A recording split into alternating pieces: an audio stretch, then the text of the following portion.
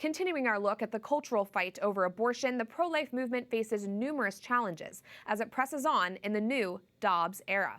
What do grassroots efforts for life look like now? And how can pro-lifers mobilize to protect babies and support abortion-vulnerable mothers? I recently spoke to Alison Centofante on the biggest challenges and opportunities ahead of us. We are joined now by Alison Centofante of Centofante Strategies. Alison, thanks for joining me. Over the past few weeks, we've been celebrating the one-year anniversary of the Dobbs decision, which overturned Roe versus Wade, as you know very well. We've been speaking with the heads of leading pro-life groups to get their take on really what comes next for our movement. And I want to start off just by asking you, what do you think is our greatest threat right now as we continue to work to stop abortions? Great question, Prudence, and thanks for covering this.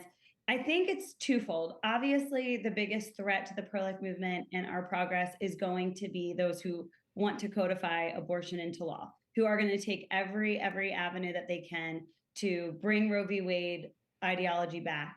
But I think the second is us forgetting who the true enemy is, that the enemy is those who want to advance abortion and a culture of death.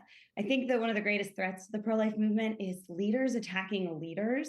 I've seen a lot of public disagreements that should really be private strategy sessions of figuring out how we can unite and really confront the enemy that we should be fighting, which is not each other. We should be fighting big abortion together. And so I think that's a big threat, is us getting distracted and using our energy against each other and each other's strategies instead of just really getting to work against the great enemy that we're facing in today's culture. Alison, you bring up a really good point. And so my next question is, how do we conquer these threats? You know, what's stopping us from kind of working together, sussing out those difficult strategy questions and really just marching forward to make abortion unthinkable and fight big abortion, as you say?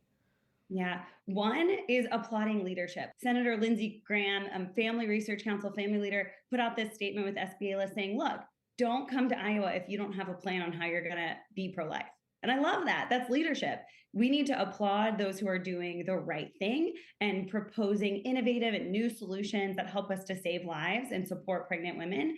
I think also a way that we need to fight the enemy is that we each find the avenue that we are best at. So where can your time and talent be spent most wisely? So maybe you would never go door knock for a pro-life candidate, or maybe you're really not into politics, but you would absolutely go and pray out of an abortion center and pray for the women and offer help. Maybe that's your thing. Or maybe that would be intimidating and you'd rather maybe more introverted write a letter to your administration and say, look, we need to support pregnant women on campus. What are we doing? Let's sit down, let's form a committee and figure it out and come up with solutions. So I think it's just finding out what you're best at and using your time and talent to save as many lives as you can. Yeah, and that's what I think is so beautiful and wonderful about Roe versus Wade being overturned, is that it's allowed us to explore all the different innovative ways that we can be involved in the pro-life movement. Advocacy and one-on-one conversations are absolutely one of the hugest parts of this battle right now. So I'm curious what projects you're working on in that vein. I know that I'll be seeing you at the Sidewalk Advocates for Life conference this coming fall, and their theme is "The Sidewalk is Everywhere." Let's talk about that a bit.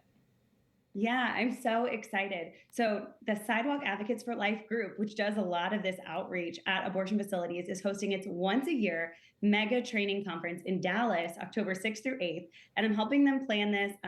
Amazing speakers, amazing encouragement, and just a time for us all to get that training that I talked about, to train on how we can approach not only the sidewalk outside of the abortion facility, but our own sidewalks in our communities, in schools, with the way the abortion industry is moving and the fact that the abortion pill can be obtained so easily. We are all advocates. We can all be interacting with people who are considering ending their pregnancy, are getting access to these drugs.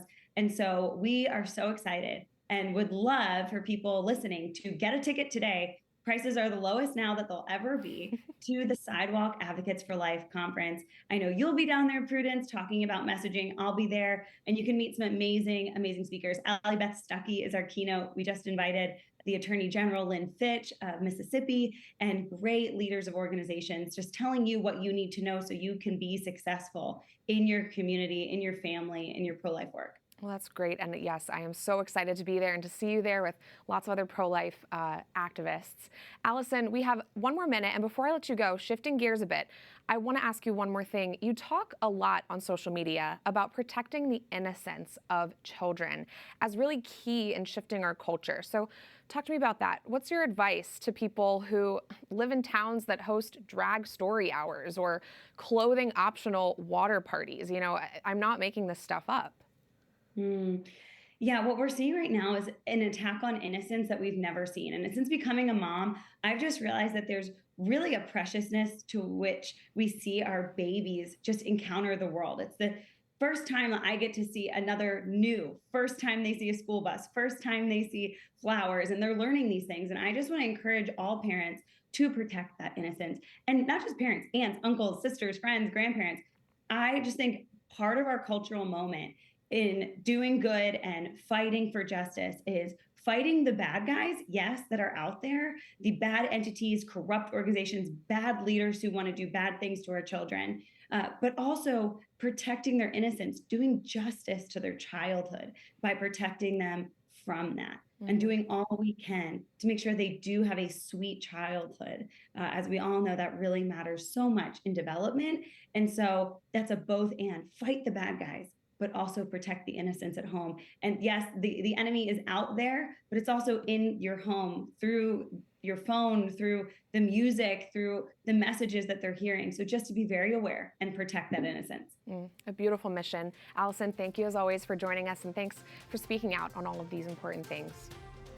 Thanks for having me.